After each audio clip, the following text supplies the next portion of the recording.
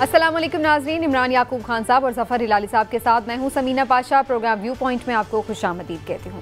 नाज़रीन, अगर पाकिस्तानी पॉलिटिक्स की बात की जाए तो कुछ अर्सा पहले तक ऐसे लग रहा था कि गर्मी में भी ठंड जमी हुई थी, लेकिन अब सूरत हाल कुछ मुख्तलिफ नज़र आ रही है। जैसे ही पीडीएम मुतहरिक हुई है उसके बाद कुछ पीपल्स पार्टी भी हमें बयान देती नज़र आ रही है और इसके साथ साथ जो PMLN की अंदरूनी पॉलिटिक्स है उसके भी जो तजादात हैं एक दफ़ा फिर से खुलकर सामने आना शुरू हो चुके हैं। तो बहरहाल अब थोड़ी थोड़ी पॉलिटिक्स में गर्मा गर्मी आ रही है।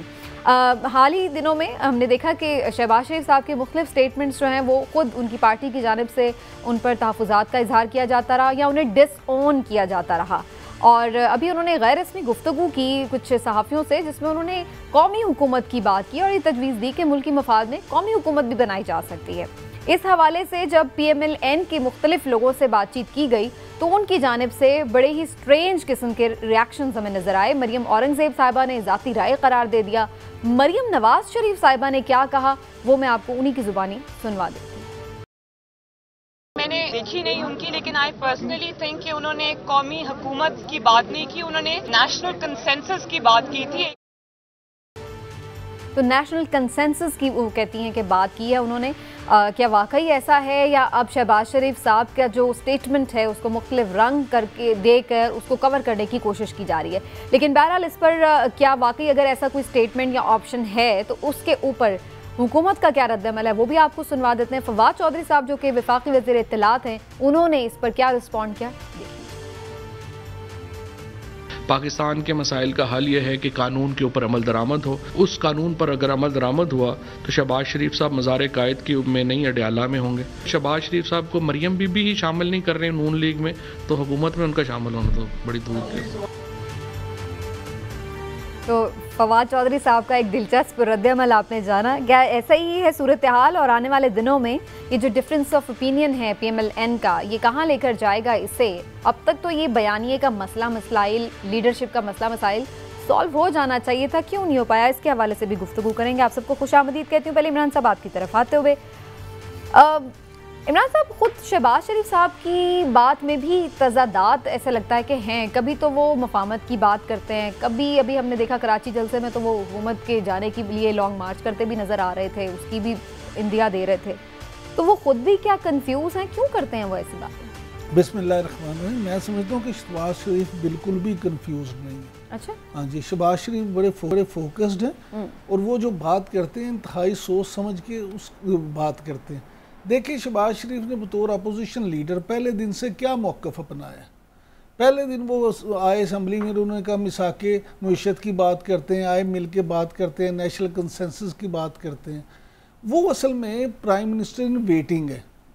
शहबाज शरीफ इस तरह का बिहेवियर शो करते हैं अपना, और उस तरह का अपना तर्ज अमल शो करते हैं जिससे जो हल्के यहाँ पे मैटर करते हैं उनको भी ये तासुर दे सकें कि जनाब मैं तो हमेशा कौमी जो है मफामत की बात करता हूँ और मैं इस मुल्क के साथ इतना वफादार हूँ और इतना वेल विशर हूँ कि मैं चाहता हूँ कि ऐसी चीज़ हो जिससे मुल्क को फ़ायदा हो। स्टेटमेंट बनने की कोशिश करते हैं। अब बिल्कुल, अब ये जो बयान है उनका, अब उसको नेशनल कंसेंसस की बात करें या नेशनल गवर्नमेंट की बात करें, मैं समझता हूँ कि उन्होंने ये इसलिए बयान दिया है कि वो समझते हैं कि इससे भी ये तासुर जाएगा कि देखें मियाँ शहबाज शरीफ ज़ाती तौर पे ये नहीं चाहते कि वो प्राइम मिनिस्टर बन जाए, बल्कि वो तो ये चाहते हैं कि इस मुल्क के लिए जो बेहतर है वो हो।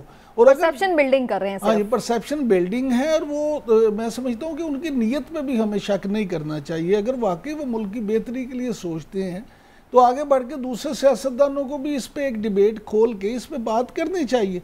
ये कोई ऐसी बुरी तजवीज़ नहीं, और ये तजवीज़ कई दफ़ा आ चुकी है ऐसी कि जी पहली दफ़ा पाकिस्तान में ये नहीं हो रहा कि इस पे कौमी हुकूमत बनाई जाए और ऐसे लोग शामिल किए जाएं जो मुल्क को बेहतर अंदाज में चला सकें। लेकिन हिलाली साहब, आपके ख्याल से ये बुरी तजवीज़ है या अच्छी तजवीज़ है कि एक नेशनल गवर्नमेंट फॉर्म कर ली जाए? तजवीज़ सुनने में तो अगर हम कहें भी कि नहीं बुरी है, लेकिन ये तो क्वेश्चन सब उठाएंगे ना कि आपने अपनी पार्टी से भी मुशावरत नहीं की और आप ऐसे ही कुछ स्टेटमेंट दे देते हैं। इसका ये वो कहते हैं कि एक बड़ा एक इंजीनियस किस्म का एक्सप्लेनेशन इमरान याकूब ने दिया है। ये सीधी सादी बात ये है कि ये कह रहे हैं मिट्टी पाओ, ये कह रहे हैं इन अदर वर्ड्स भूल जाओ, सब मिल जाएं, एक एक के जो गलतियां हैं ये भूल जाएं, इनको हम पार्डन कर दें, एक्सक्यूज कर दें। ये एक और एनआरओ है, इट्स अनदर एनआरओ। जब आप पकड़े जाते हैं ना और आपके खिलाफ केसेस आने लग जाते हैं तो आप कहते हैं नहीं नहीं नहीं भूल जाओ। और एक एस्टेब्लिशमेंट को भी एक थोड़ा सा मैसेज जा रहा है, वो ये है कि आपका भी जो हरकतें हैं और जो हमने आपको गाली गलौज ये सब भूल जाएंगे, चलिए सब मिलके आगे बढ़ें, एनआरओ ले लें, मिट्टी पालें, जो चोरी किया है वो रख लें, जो चोरी जो हमारा मुनाफा हुआ है वो सब रख लें, आगे बढ़ें। उनको पता होना चाहिए कि पीटीआई को छोड़ दें, इमरान खान ये कभी एक्सेप्ट नहीं करेगा और कभी एक्सेप्ट कर ही नहीं सकता है। और अगर उसने एक्सेप्ट कर दिया तो इसके माने उनको वो दे रहा है, एनआरओ दे रहा है, जो वो कह रहा था वो कभी नहीं देगा। तो मेरे ख्याल में इट्स अ स्ट्रेट फॉरवर्ड मिट्टी पाओ पॉलिसी है ये। इसको ड्रेसअप करके कह रहा है रेकन्सिलिएशन। ठीक है, तो इसका मतलब है वो जो सवाल किया जाता था कि कौन एनआरओ और सजा दो, तो इसका मतलब है कि जो वो कहा जाता था कौन एनआरओ मांग रहा है, तो वो ये एनआरओ ही मांगने की एक शक्ल है बकौल हिलाली साहब। चलिए मैं इस पर जरा पीएमएलएन का मौक़िफ़ ले लूँ। हमारे साथ मलिक अहमद खान साहब मौजूद हैं, पीएमएलएन के सीनियर रहनुमा, उनको खुशामदीद कहते हैं प्रोग्राम में। मलिक साहब बहुत शुक्रिया आपके वक्त का। बड़ा ही पता नहीं आप लोग खुद कंफ्यूज हैं या हमें कंफ्यूज रखना चाहते हैं, क्या मामला है, लेकिन शहबाज शरीफ साहब ने कहा क्या, पहले तो आप अपनी अंडरस्टैंडिंग बता दीजिए। वो एनआरओ चाह रहे हैं, हुकूमत चाह रहे हैं, या हुकूमत गिराना चाहते हैं, क्या चाहते हैं वो? जी आपका बहुत शुक्रिया। देखिए मैं आपकी बात को बुनियादी तौर पे दो हिस्सों में अगर आप इजाजत दें तो तकसीम कर देता हूँ जी। अब पहला ये कि एनआरओ, तो एनआरओ के मुतल्लिक मेरी एक बड़ी स्टेटेड पोजीशन है फ्रॉम डे वन कि एनआरओ का जो तस्वुर इमरान खान साहब के ज़हन में या कोई भी शख्स, चाहे मैं कहूँ या आप कहें या जो भी इस पूरे सिस्टम से वाकिफ हैं, वो ये सब लोग ये बात जानते हैं कि एनआरओ का जो पूरा मुद्दा था वो इमरान खान की एक अपनी ज़हनी इख्तराक थी। किसी ने उनसे ये नहीं कहा कि आप हमारे साथ कोई ऐसी रिकन्सिलिएशन करें जो कि हमारे ज़ाती मुकदमात के बारे में। वो अब बेसिकली सब ने बड़ी खंदा पेशानी के साथ बर्दाश्त की हैं, जेलो बंद की सोबत। हालांकि हम जानते हैं कि ये अब प्रोसिक्यूशन नहीं है, परसिक्यूशन है, और ये अब मैं नहीं कह रहा, ये कोर्ट्स में प्रूव हो रहा है। ये सुप्रीम कोर्ट की एक जजमेंट नहीं, कांस्टेंट जजमेंट्स हैं, चाहे वो ख्वाजा साद रफीक के केस में आई जजमेंट, चाहे वो ख्वाजा आसिफ साहब के केस में आई, चाहे वो एहसन इकबाल साहब के केस में आई, चाहे वो शहबाज साहब के अपने केस में 3 दफा वो जजमेंट आई, पहले रमजान शुगर मिल्स के केस में। लेकिन कौमी हुकूमत वो चाहते हैं बनाना आपके ख्याल से? देखिए कौमी हुकूमत के मुतालिक पिछले 3 रोज से एक बड़ी बहस है, जब से शहबाज साहब की स्टेटमेंट एक जो मज़ार कायद पे उन्होंने एक मीडिया इंटरेक्शन में जो उन्होंने कौमी हुकूमत की बात की, तो मैं आपकी थोड़ी सी अगर आप मुझे इजाज़त देती हैं तो मैं आपकी मेमोरी पे ज़्यादा बोझ नहीं डालता, लेकिन मैं ये ज़रूर कहता हूँ कि शहबाज साहब की कॉन्स्टेंट पोजीशन है, वो आज की उनकी पोजीशन नहीं है।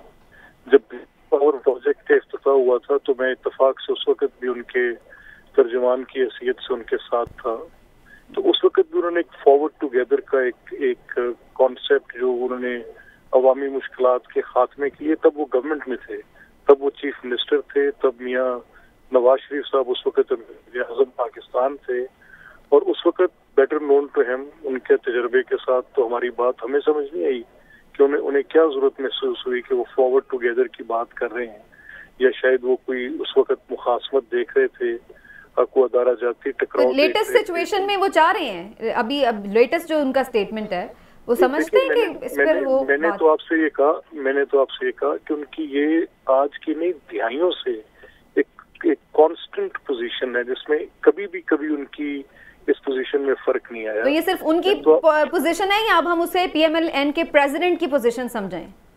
नहीं, लेकिन अब शहबाज साहब has never been lesser than in a position के जहाँ पे वो पीएमएलएन की पार्टी के रेंज उनके हाथ में रहे हैं। मियां नवाज शरीफ साहब उनकी कंपेनियनशिप 35 साल की, जिसमें एक लम्हे की लफ्जिश नहीं है, जिसमें उन्होंने एक दूसरे के साथ जिस तरीके से किया है वो मिसाली तल्लुक के तौर पे देखा जा सकता है, चाहे वो उन्होंने नहीं, इसमें कोई शक नहीं। मलिक साहब, मेरा सवाल ये है कि पार्टी पॉलिसी PMLN की ये है कि नेशनल रिकंसिलिएशन होनी चाहिए। देखिए, अगर पार्टी पॉलिसी है अगर मसाइल का हल जो है वो जिस कॉन्टेक्स्ट में शहबाज साहब ने बात की, मैं आपसे पॉलिटिकल बातों की जो डायरेक्ट आप उसकी अगर एक कन्फ्लिक्टिंग इंटरप्रिटेशन नहीं लेना चाहती तो उसको उसके कॉन्टेक्स्ट में देखना पड़ता है। वो जो सवाल हमारे एक सहाफी भाई ने किया था वो कराची के हालात पे कि जो इतनी बड़ी फेडरल गवर्नमेंट की फंडिंग है और जो उसके बाद उन्होंने कहा कि प्रोविंशियल गवर्नमेंट उसको इंक्रोचमेंट तस्वर करती है, तो शहबाज साहब ने उसके जवाब में कहा कि मसाइल के हल के लिए एक कौमी इत्तफाक राय की जरूरत है। This was the actual context of that. ये बात उन्होंने की थी।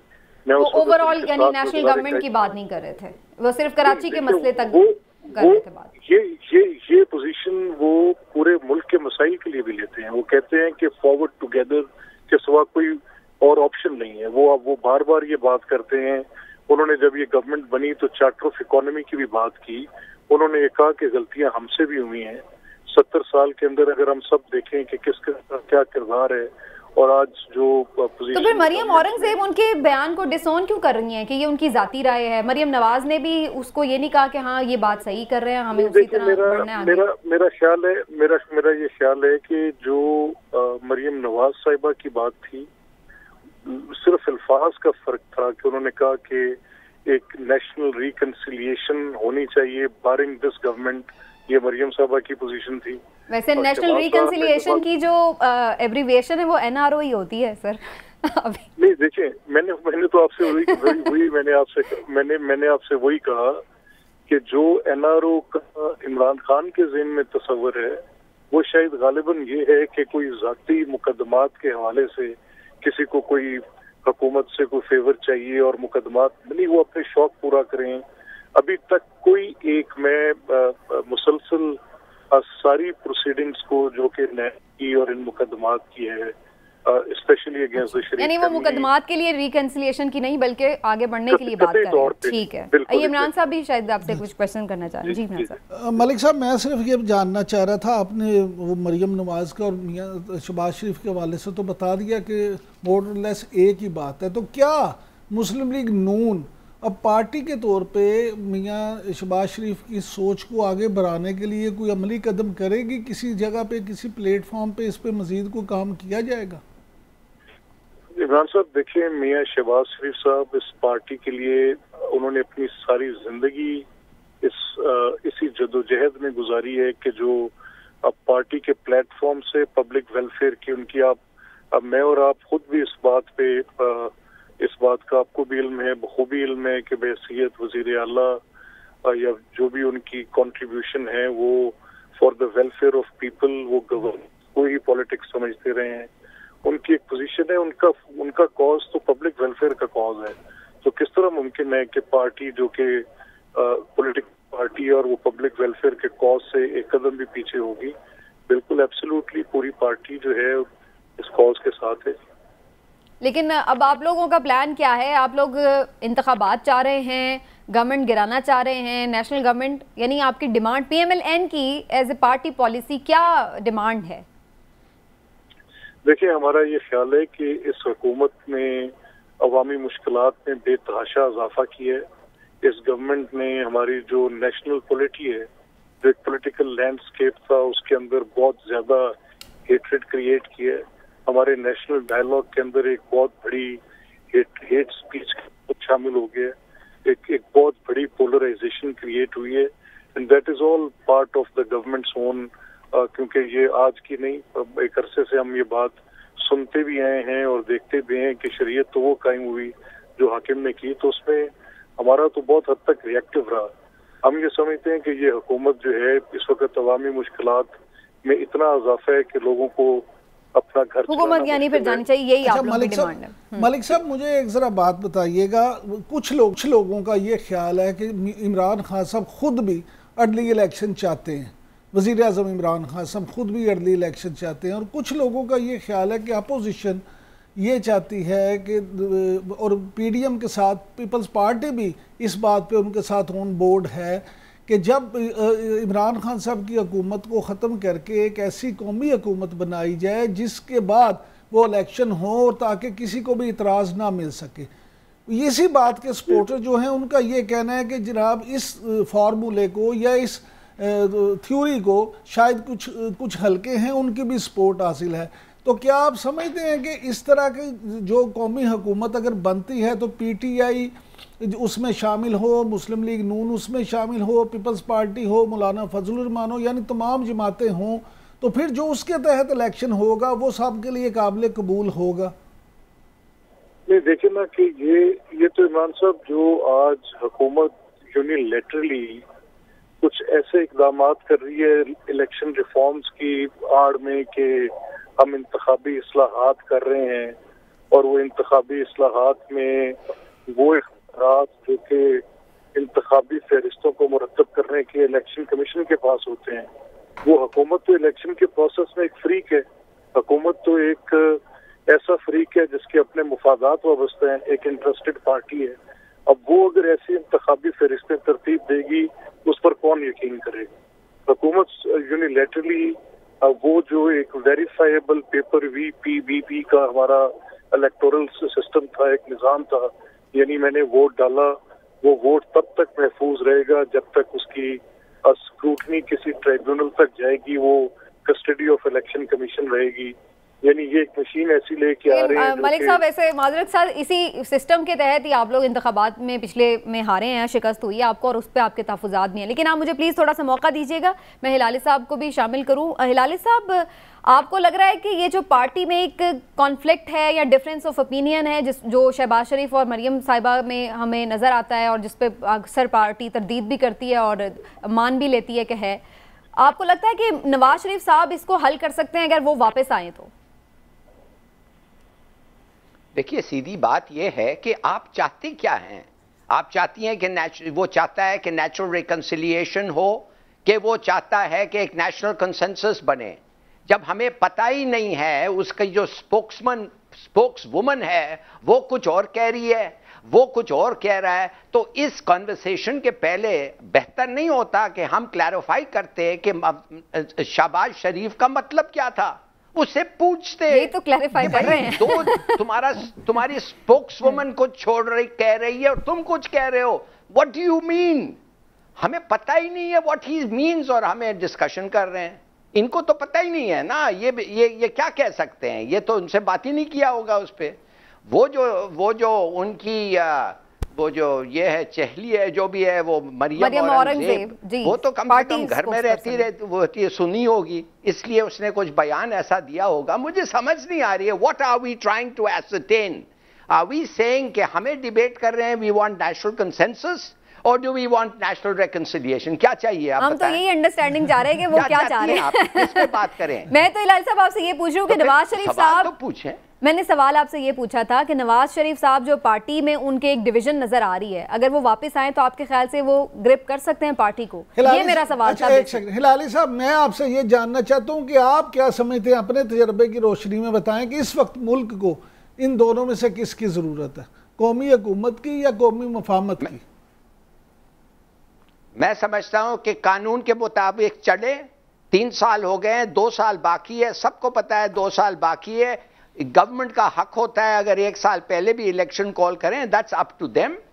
और जो केसेस हैं उनको ट्रायल पे जाना चाहिए, और जैसे ये कह रहे हैं हम हर केस जीतते हैं तो फिर बड़ी खुशी होनी चाहिए इनको। ये भी केस आप जीत जाएंगे, अगले इलेक्शन आ जाएगा, वो भी आप जीत जाएंगे, मेरिट पे फैसला होना चाहिए। चलिए, फिर मैं, आपने मेरे सवाल का जवाब दिया, मैं मालिक साहब से पूछ रही थी। मालिक साहब, ये जो पार्टी डिविजन्स हैं, बयानियों के मसले मसाइल हैं, कोई कुछ कह रहा है, कोई कुछ कहता है, ये सारे मसले हल हो सकते हैं अगर मियाँ साहब यहाँ पर हों और आके पार्टी संभालें। मियाँ साहब को कब ला रहे हैं आप लोग? अच्छा, देखिए, पहले तो मैं इस नुक्ते पे कि जो आप शहबाज साहब की बात पे अभी जफर साहब भी जो कह रहे हैं, हमारा कतई तौर पे कोई इसमें मैंने तो आपको पूरी उसकी वर्बेटम अकाउंट बताई, और मैंने बताया आपको कि मैं उस दिन मज़ार कायद पे भी था, जिस हवाले से वो खबर जहाँ पे उनकी ये स्टेटमेंट थी, और उसमें जो बात हो रही थी वो ये हो रही थी कि कराची के मसाइल और उसके मुतल्लिक जो वो बात कर रहे थे, तो उसकी मैंने आपको वो तो बात हो गई, ठीक है। तो फिर उसके बाद सवाल रह नहीं जाता, फिर तो बात ऐसे बराए बात है, जब अगर रेफरेंस टू द कॉन्टेक्स्ट के बगैर तो बातचीत होती कोई नहीं है। ठीक हो गया। अच्छा, जहाँ तक कौमी मुफाहमत की या कौमी, ये भी बात हो गई, अब जरा नवाज शरीफ साहब की प्लीज बता दीजिए।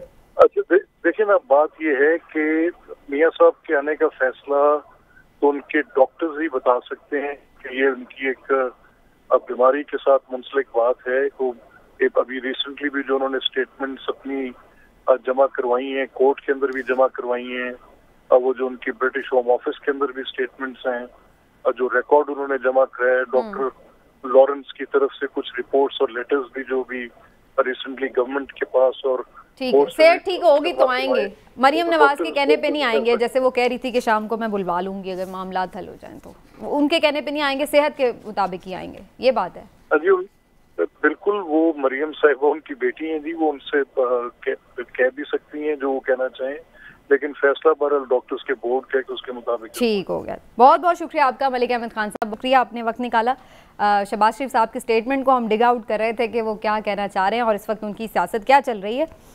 इस पर मैं एक फाइनल कमेंट इमरान साहब से ज़रूर ले। इमरान साहब, मलिक साहब की आपने सारी गुफ्तगू भी सुनी, कुछ ने लड़ लिया, कुछ लड़ेंगे, कुछ थक चुके हैं, पार्टी में मसले मसाइल तो हैं, ये कैसे हल होंगे? ये सारे मसले मसाइल जो है ना, इसको हल करने की कुंजी मियां नवाज शरीफ के पास है। वो जितनी जल्दी चाहेंगे ये मसले हल हो जाएंगे। अभी वो शायद खुद भी चाहते हैं कि ये जो मामला है ना इसी तरह से रहे। अदरवाइज मियां नवाज शरीफ जिस दिन कहेंगे कि ये मेरी पॉलिसी है, यही पार्टी की पॉलिसी है, अगर वो शहबाज शरीफ के हवाले से कह देंगे कि जो फैसले शहबाज शरीफ करेंगे वो मेरे फैसले हैं, तो पार्टी खुद उनकी बात मानेगी, उनके स्टेटमेंट्स भी ऑन कर लेगी। हाँ जी, अगर वो कहते हैं कि जो मरियम कह रही है वो मेरी पॉलिसी और शहबाज शरीफ जो कह रहे हैं वो मेरी पॉलिसी नहीं है, तो फिर पार्टी उसी को उसको फॉलो करेगी, और मेरा ख्याल है खुद मियां शहबाज शरीफ भी फिर उसी को फॉलो करेंगे। ठीक हो गया, चलें जी एक ब्रेक लेते हैं नाज़रीन, ब्रेक से वापस तो कुछ गवर्नमेंट, एक और नेशनल गवर्नमेंट की बात करते हैं जो अफगानिस्तान में बन रही, एक ब्रेक के बाद।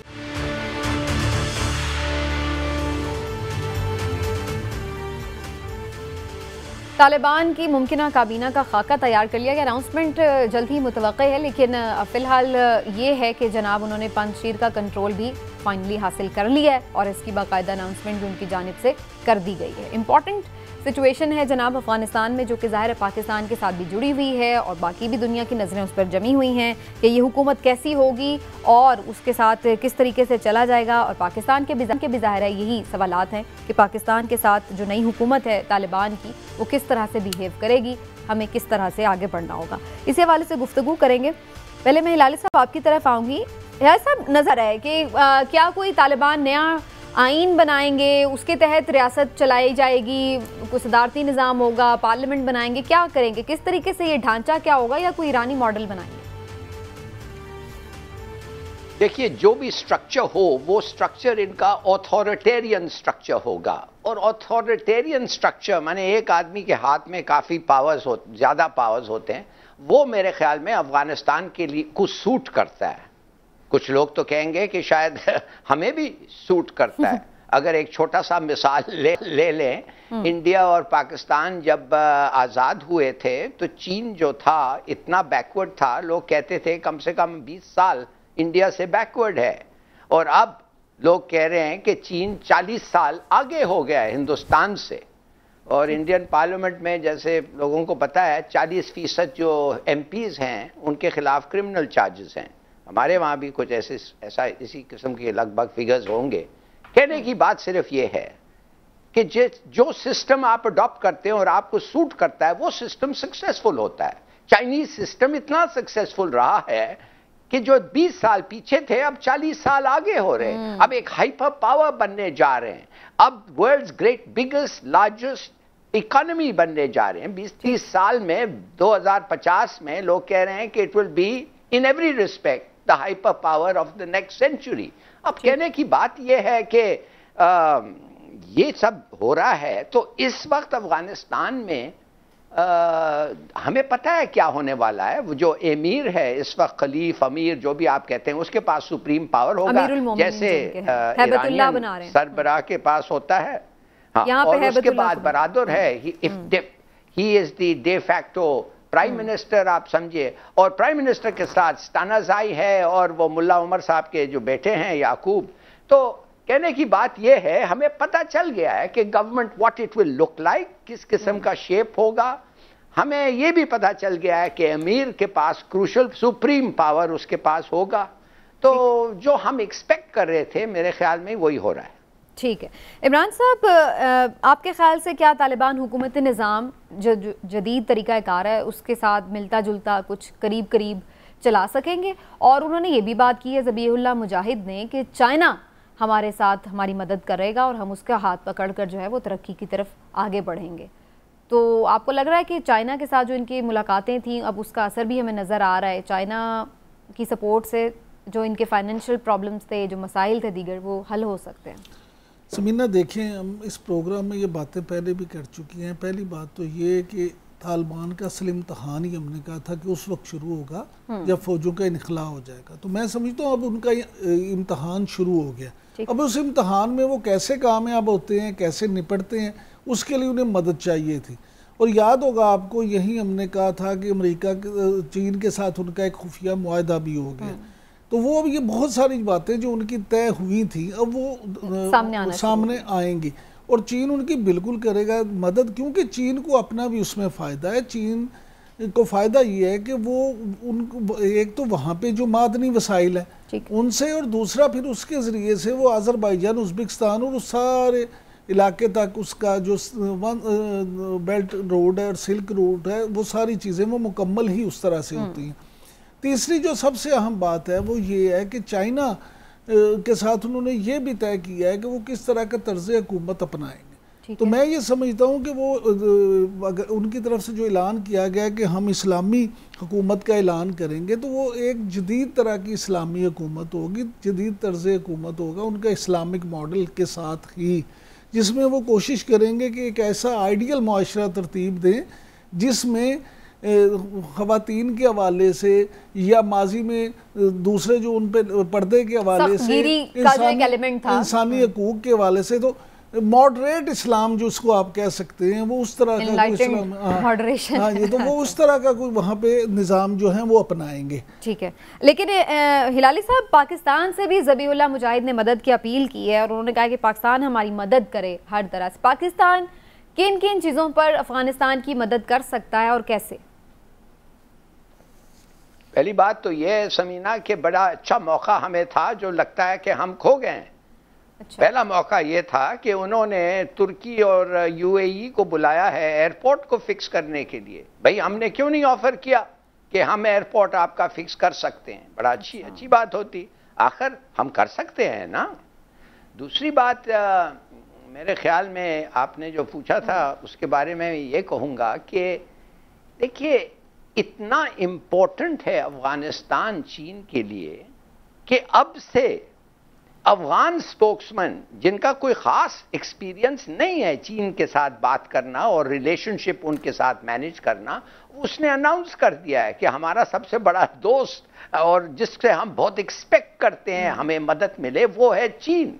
और बिल्कुल सही कह रहा है वो, इसलिए कि आप थोड़ा मैप देख लें सेंट्रल एशिया को, वो आप और इंडियन ओशन के दरमियान अफगानिस्तान है, आप पहुंच नहीं सकते जब तक अफगानिस्तान से आपकी कोऑपरेशन नहीं हुई। तो BRI और हमारा भी जो है, तो all these things depend on good Chinese Afghan relations. और बड़ी अच्छी बात है कि बड़े अच्छे रिलेशनशिप होंगे। चीन ने अपना दफ्तर भी नहीं बंद किया है, एम्बेसी भी नहीं बंद किया। मसला ये ना हिलाली साहब, चीन तो जितनी मर्जी मदद करे उस पर कोई इल्जाम नहीं लगता। पाकिस्तान पे तो पहले ही इल्जाम लगाते हैं कि जी अफगान तालिबान के पीछे पाकिस्तान है। तो पाकिस्तान अगर एयरपोर्ट को फिक्स करता जाके या उनकी हेल्प करे किसी भी तरह गवर्नमेंट फॉर्मेशन में और चीज़ों में, तो फिर पाकिस्तान पे तो पक्का ही ठप्पा लग जाता है कि जी देखें हम तो पहले ही कहते थे ये अफगान तालिबान की स्ट्रिंग्स जो हैं वो पाकिस्तान के हाथ में। सब मुल्क जो आके हमें मिल रहे हैं और इवन अमेरिका, वो तो बड़ा खुश है कि आप इतना, वो तो एग्जैजुरेट कर रहे हैं हमारा जो इन्फ्लुएंस है तालिबान पे। वो तो बहुत खुश होते हैं इसलिए कि वो हमें दबा सकते हैं, हमें मरोड़ सकते हैं, और किया भी है उन्होंने। और हमारा कंप्लेंट भी यही है, do more do more do more. वो इसलिए कहते हैं कि उनको पता है कि इनका इन्फ्लुएंस ग्रेट है। तो ये छोड़ें आप किसी के लिए वो क्या समझते हैं, हम क्या समझते हैं। कोई एक सवाल आज पूछा गया था कि भाई क्या आप समझते हैं कि वो टॉलरेट करेंगे अमेरिका अफगानिस्तान को चीन के हाथ में? अमेरिका ने क्यूबा को टॉलरेट किया है और क्यूबा 90 मील के फासले पे। अमेरिका नॉर्थ कोरिया को टॉलरेट कर रहा है, बल्कि झप्पियां मार रहे हैं दो प्रेसिडेंट्स। जब आपने देखा हो जब ट्रंप जो मिलते थे, क्यों? कुछ कर ही नहीं सकता है। This is a changed world. तो ये मुख्तलिफ दुनिया है। तो बिल्कुल हमें जितना हमारा इन्फ्लुएंस है, जितना हम कर सकते हैं, बेयरिंग इन माइंड हमारा नेशनल इंटरेस्ट, हमें करना चाहिए तालिबान के साथ। सही है, लेकिन अमेरिका का तो अभी भी दुश्मन है ना चीन, हिलाली साहब। फिर ये ना हो कि पाकिस्तान, चाइना, अफगानिस्तान, ये वाला जो पूरा एक ब्लॉक बने, वही अमेरिका की हिट लिस्ट पे ही आ जाए, फिर वो एक नई मसला मसाइल जंग शुरू हो जाए। नहीं, आप फिक्र मत करें, प्लीज डरे मत। ठीक है। अमेरिका आपको बहुत दूर रखा हुआ है।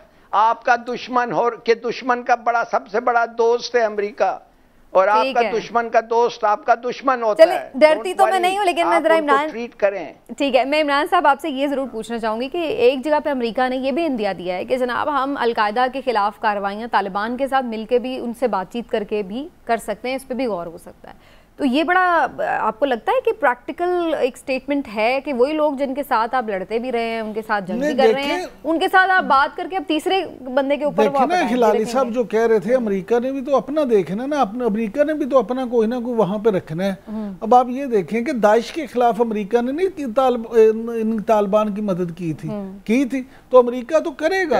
आप ये तालिबान, इसका मतलब अब डायरेक्टली नहीं आएगा इस रीजन में। देखिए अब उसको वो अफोर्ड नहीं करता। पहले उनकी जितनी सुबकी हुई, और फिर सबसे बड़ी बात यह है कि वो किसी तौर भी ये नहीं करेगा कि चीन जो है वो पूरा यहाँ पे छा जाए और उसका रोल बिल्कुल ही खत्म हो जाए। और जो आप बात हिलाली साहब से कर रही थी, मुझे आप ये बताएं कि अगर वो तालिबान को अकेले नहीं हरा सका, तो जब चीन, पाकिस्तान, तुर्की, अफगानिस्तान और ये सब मिल जाएंगे, रूस, तो फिर वो उनका इतना बड़ा दुश्मन है, तो अमेरिका इनके साथ इकट्ठे कैसे निपट लेगा। इसलिए अमेरिका का भी फायदा इसमें है कि फिर वो भी, जिस तरह के लाली साहब फरमा रहे थे कि चेंज वर्ल्ड है, तो इस चेंज वर्ल्ड में अमेरिका भी इस हकीकत को तस्लीम करेगा, और वो भी चाहेगा कि जिस केक में से जितना हिस्सा उसे मिल सकता है वो मिले, और बाकी जो हमें मिल सकता है हमें मिले। लेकिन पाकिस्तान, मैं समझता हूँ कि इस वक्त पाकिस्तान के लिए नहायत अहम ये बात है कि वो अब दूसरों के इंटरेस्ट को छोड़ दे, अपने नेशनल इंटरेस्ट को देखते हुए तालिबान के साथ ना सिर्फ अपने मामलात को बेहतर करे, बल्कि वहाँ जो भी हम कर सकते हैं मैक्सिमम, जिससे हमारी मईशत को भी फ़ायदा हो, हम पे बोझ भी ना हो, वो हमें सब करना चाहिए। क्योंकि चीन के साथ हमारे ताल्लुकात पहले ही बेहतर हैं, रूस के साथ भी हमारे ताल्लुकात माजी की निस्बत बेहतर होते जा रहे हैं। तो अगर ये एक पूरा क्लब बन जाता है, तो उससे मैं समझता हूँ जितना फ़ायदा अफगानिस्तान को होगा, उतना ना भी हो तो हमें भी वैसे भी इस लिहाज से भी पाकिस्तान के लिए फ़ायदा हो सकता है कि इंडिया के साथ तालिबान के बहुत अच्छे नहीं है, तो हमारा कम से कम इस साइड का ये बॉर्डर जो है ना वो सिक्योर हो जाएगा कि इंडिया यहाँ से ना कोई प्रॉक्सी कार्रवाइयाँ कर सकेगा पाकिस्तान के अगेंस्ट, और ज़ाहिर है होपफुली तालिबान भी अपने दहशतगर्दों को कंट्रोल कर लेंगे। अगर आप तालिबान के साथ मिलके काम करते हैं और अफगानिस्तान में बेहतरी के लिए काम करते हैं, तो तालिबान इतने बेवकूफ़ नहीं हैं कि वो आपने फायदा, जिसमें उनका भी फायदा और वो यहाँ पे बदअमनी जो है उसको फरोग दें। जी हिलाल साहब, आप लास्ट कमेंट कर लें इस पर, फिर मैं ब्रेक की तरफ जाऊँगी।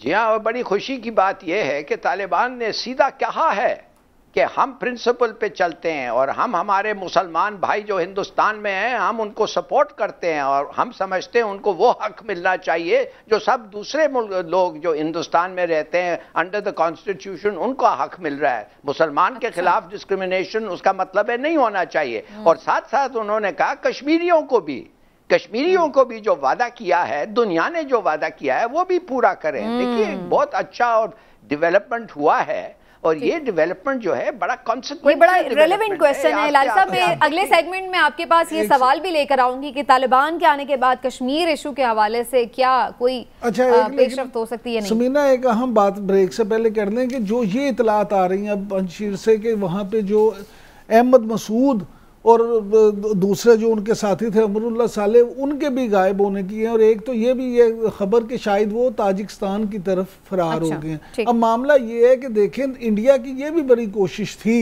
और अफगान तालिबान के जो दुश्मन थे कि उनकी बिना पर भी वहाँ पे भी कोई लड़ाई करवाई जा सके, तो वहाँ भी किसी को अभी इतनी जल्दी वो अमन नहीं होने देंगे। नहीं, लेकिन इंडिया को भी वहाँ पे पसीराई नहीं हुई। तो अब अगर इंडिया को जो आखिरी उम्मीद थी वो भी टूट गई है, तो इससे भी तालिबान मजीद मजबूत होंगे। ठीक है, बिल्कुल। और देखते हैं जी आने वाले दिनों में तालिबान के आने के बाद खित्ते की सिचुएशन क्या होगी। कश्मीर के हवाले से भी स्टेटमेंट आया है और उसके साथ साथ कश्मीर को एक बड़ा झटका, मकबूजा कश्मीर को ये ज़रूर लगा है कि सैयद अली गिलानी इंतकाल फरमा गए हैं, हुर्रियत रहनुमा, उनके हवाले से। और फिर आगे कश्मीर के इशू का क्या होगा इसके हवाले से गुफ्तगू होगी। एक ब्रेक के बाद हमारे साथ रहिए।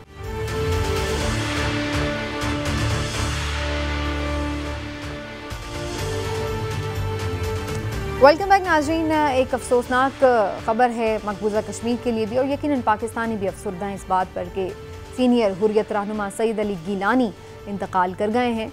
ज़ाहिर है काफ़ी एज थी उनकी, 92 साल उन्होंने उम्र पाई, और ये उन लीडरान में से हैं जो कि आखिरी दम तक पाकिस्तान का नारा बुलंद करते रहे और कश्मीर बनेगा पाकिस्तान जिनका नारा रहा है। पाकिस्तानी परचम में उनकी मैयत लिपटी हुई थी, और लेकिन अफसोसनाक सूरत हाल ये है कि जो भारतीय काबिज फ़ौजें हैं उन्होंने उनकी मैयत भी उनके घर वालों से छीन ली और उनकी तदफीन की। इस पर पाकिस्तान ने बाकायदा ऑफिशियल एहतजाज भी रिकॉर्ड कराया। लेकिन उनकी खिदमात और उसके बाद अब तहरीक आज़ादी का क्या मुस्तकबिल है, इसके हवाले से गुफ्तगू करते हैं। लाल साहब, पहले आपकी तरफ आते हुए, कितनी बड़ा नुकसान है ये तहरीक आज़ादी के लिए लाल साहब? देखिए, बहुत बड़ा नुकसान है, मगर हम लोगों को इस तरीके से इनकी जिंदगी देखना चाहिए कि इनके मरने के बाद भी वो उतने ही ताकतवर हैं जितना वो थे जब जिंदा हैं। हिज मेमोरी जो है, इसको हमें हर वक्त आगे रखना चाहिए। एंड जैसे बुरहानुद्दीन वानी जो है, उसको इस वक्त ज्यादा इन्फ्लुएंशियल है निस्बतन जब वो लड़ रहा था हिंदुस्तानी फौजों के खिलाफ। देखिए इनके साथ क्या किया है ये हिंदुओं ने, हिंदुस्तानी फौज ने। 12 साल अली जिलानी को इन्होंने जेल में रखा, 12 साल, और 6 साल से उनको जुमा के नमाज के लिए भी नहीं जाने देते थे। किडनी के problem, sugar problems, breathing issues. अच्छा, डॉक्टर, उनका डॉक्टर को नहीं, अपना एक डॉक्टर, एक गवर्नमेंट का स्टूज को अपॉइंट किया उनके लिए। और बहुत लोग कहते हैं, और मैं मानता हूं कि मेरे ख्याल में इस किस्म के जब डॉक्टर्स आपको देखभाल करते हैं तो ये आपका तंदुरुस्त नहीं होते हैं, आप you become verse mentally, psychologically, और क्या पता किस किस्म का दवाई देता रहा है इनको। मैं तो समझता हूं उनको मारा है, ये शहीद हुआ है। फ्रॉम नाउ ऑन ये आदमी जो इस वक्त नेल्सन मंडेला कहते हैं कश्मीर का, इसको शहीद अली जिलानी भी कहना चाहिए। और फिर जैसे आपने कहा समीना, मरने बाद देखा आपने क्या किया, गुस्ल भी उसकी ठीक तरीके से नहीं हुई।